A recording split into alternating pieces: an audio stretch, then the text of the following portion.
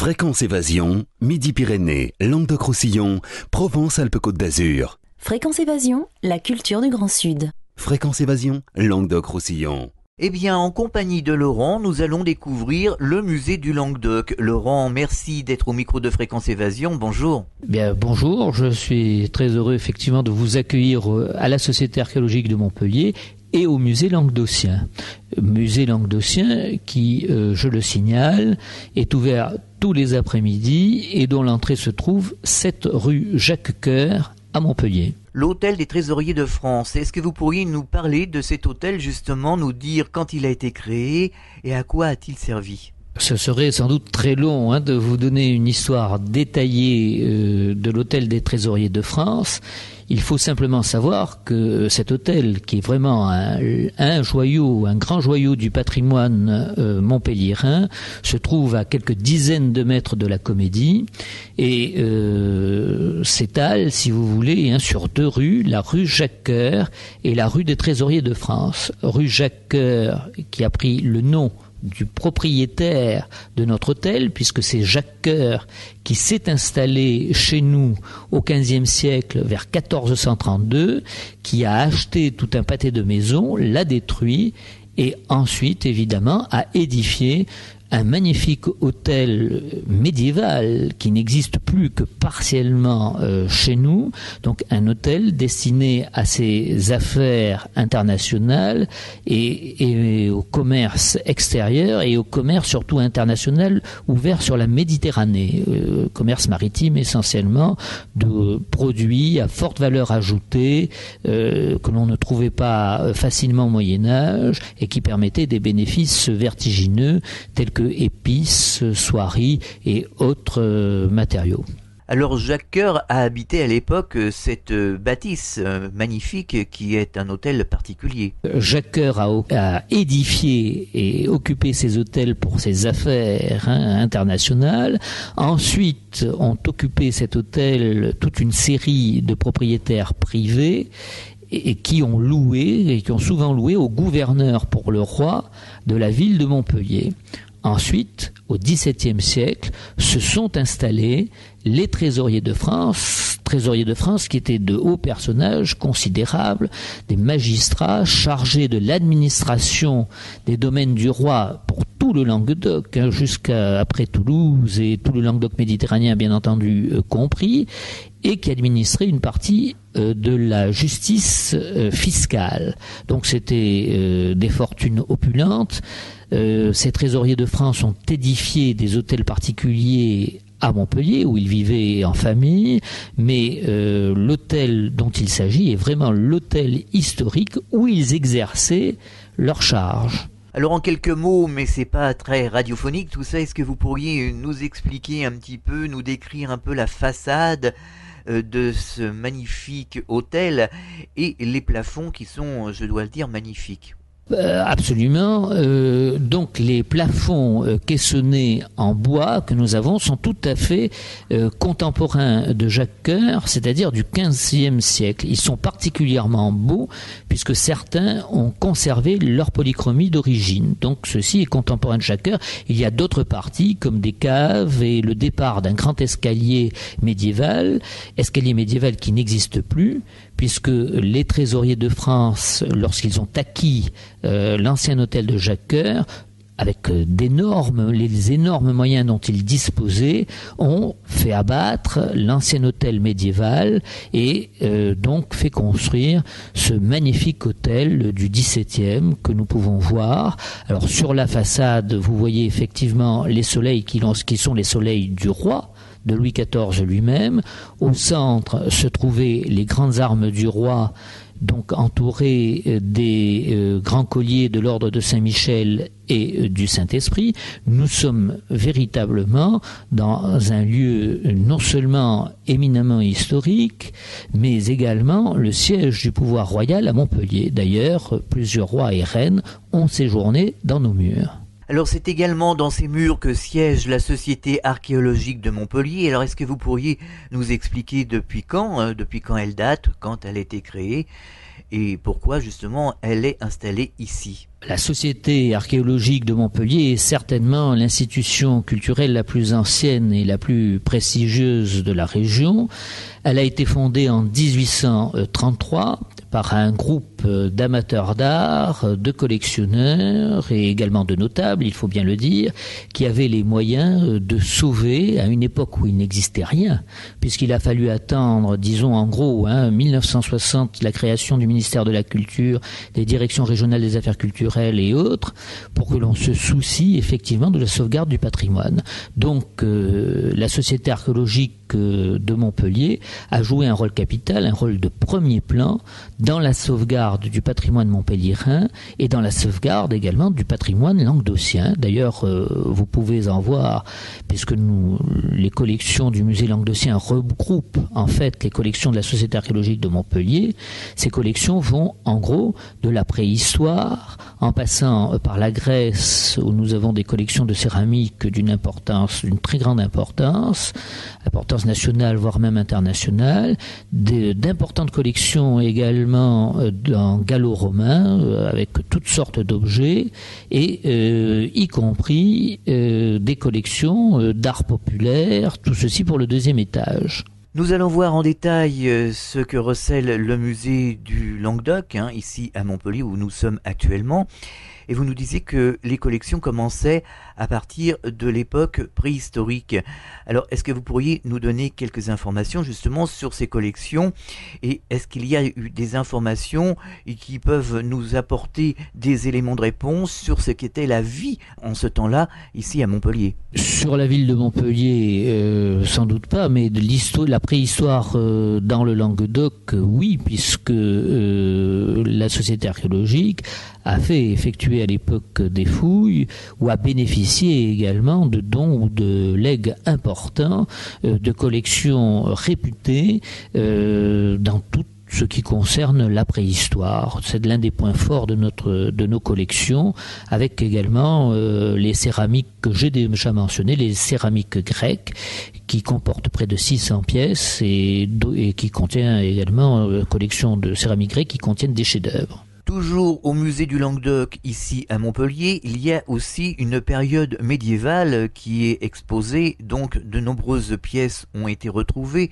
Est-ce qu'il y a des informations qui peuvent nous apporter justement des éléments de réponse sur ce qu'était la vie dans cette période médiévale, toujours dans la région de Montpellier ? Nous avons effectivement de multiples et fort belles pièces en art médiéval.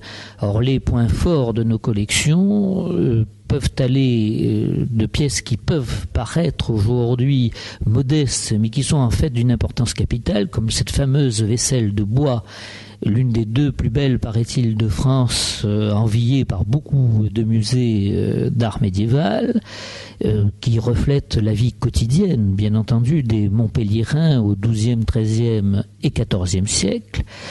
Nous avons également des arts précieux, et en particulier des émaux ayant appartenu à des abbayes ou à de très grandes fondations ou institutions.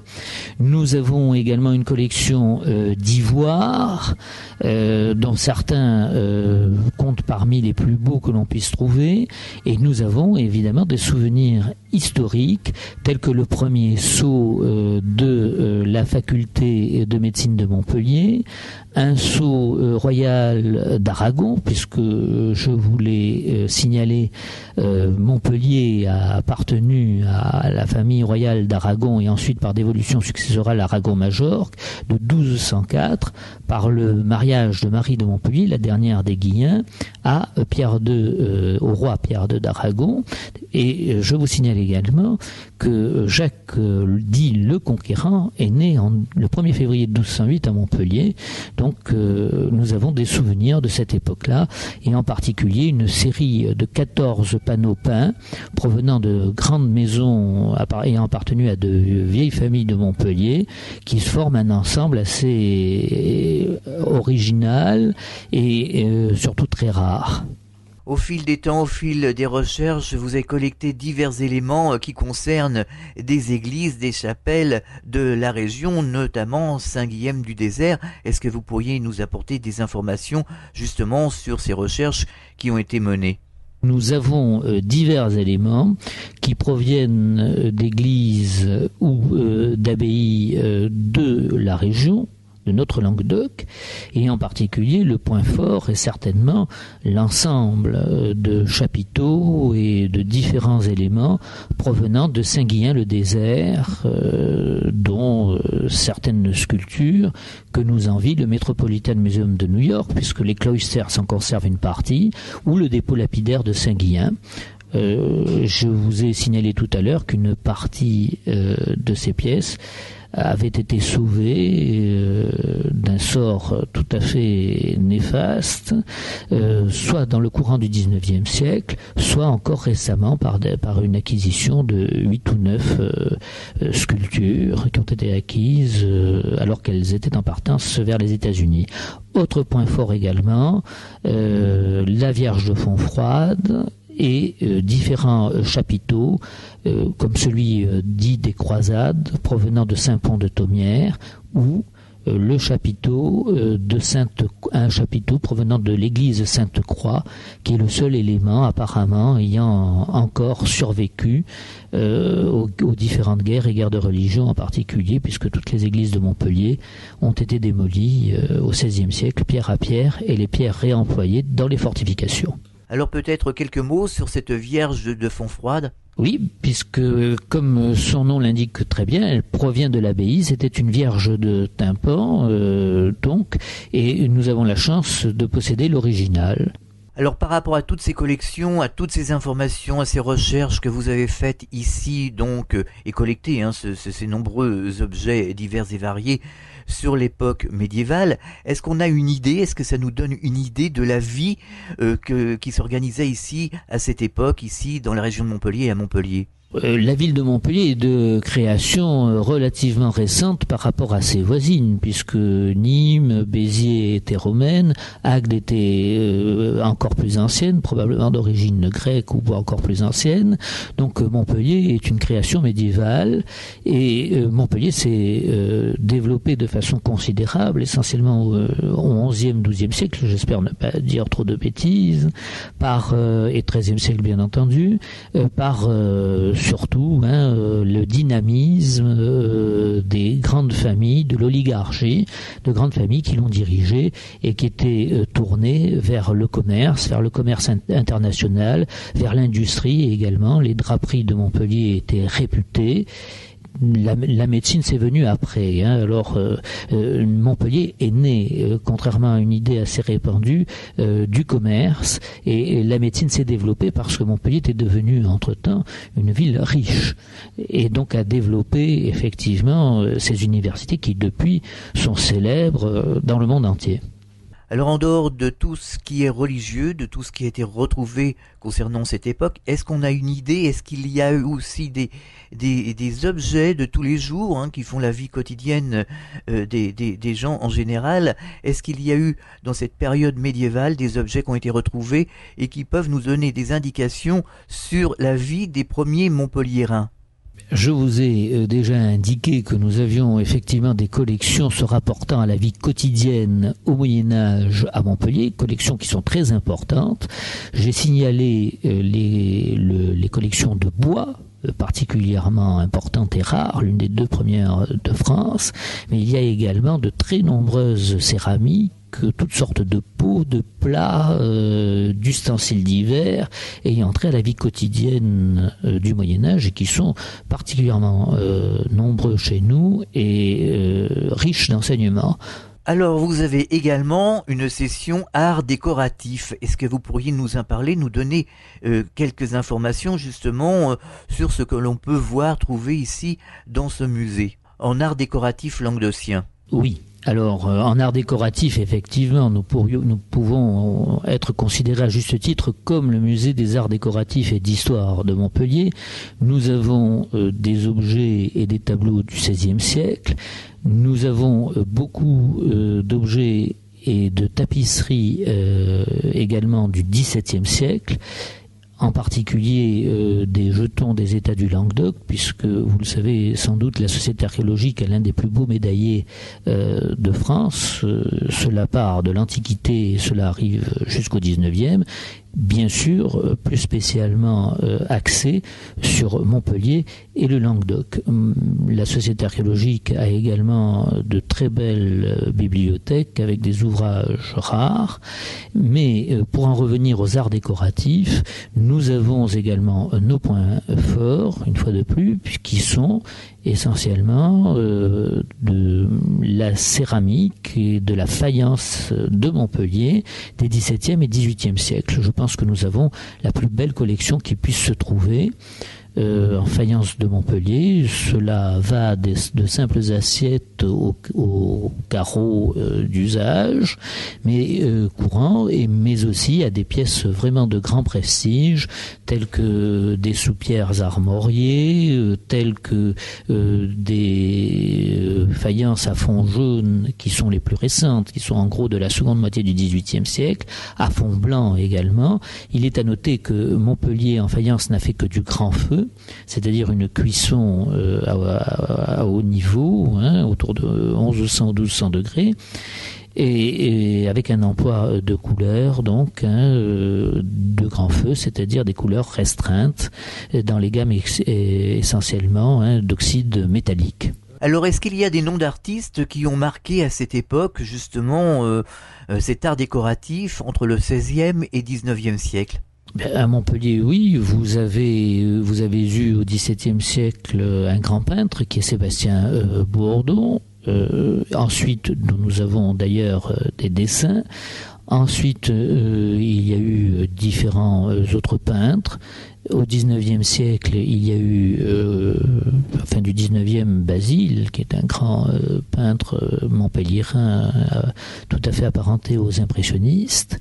Et il y a eu dans les différentes fabriques des fabriques connues comme la fabrique Olivier qui bénéficiait d'un privilège royal, la fabrique de faïence bien entendu.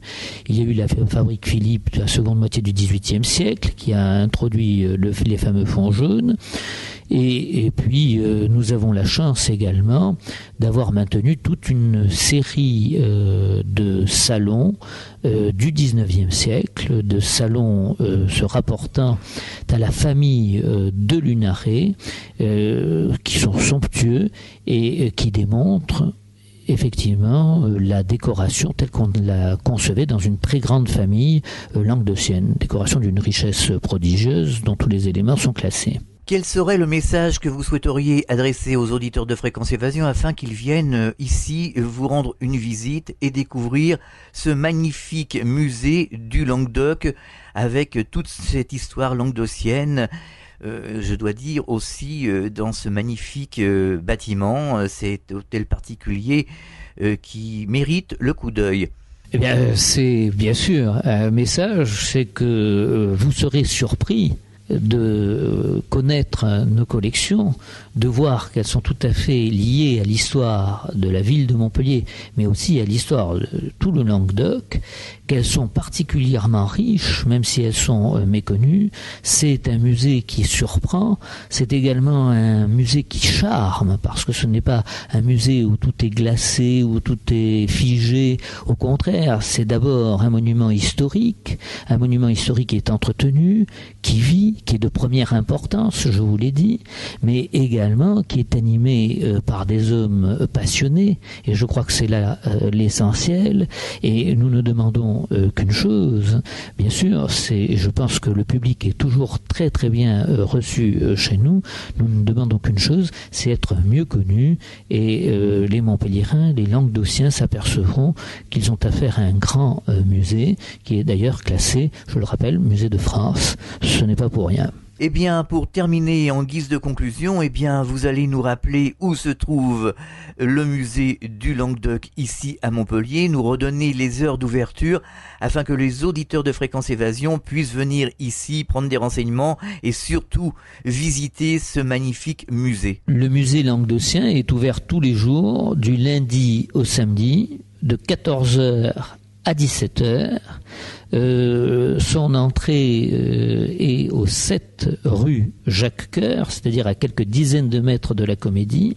Il y a un arceau, une sorte de pont de pierre qui nous appartient et qui matérialise tout à fait cette entrée. Alors tous les Montpelliérains, tous les Languedociens et tout le monde, et évidemment vous êtes tous les bienvenus au musée languedocien. Eh bien merci de nous avoir fait découvrir ce musée languedocien ici à Montpellier. À bientôt, au revoir. Merci beaucoup à Fréquence Évasion et à ses auditeurs d'avoir eu la patience de m'écouter. Vous écoutez Fréquence Évasion à Montpellier et partout dans le Grand Sud. À très bientôt. Fréquence Évasion.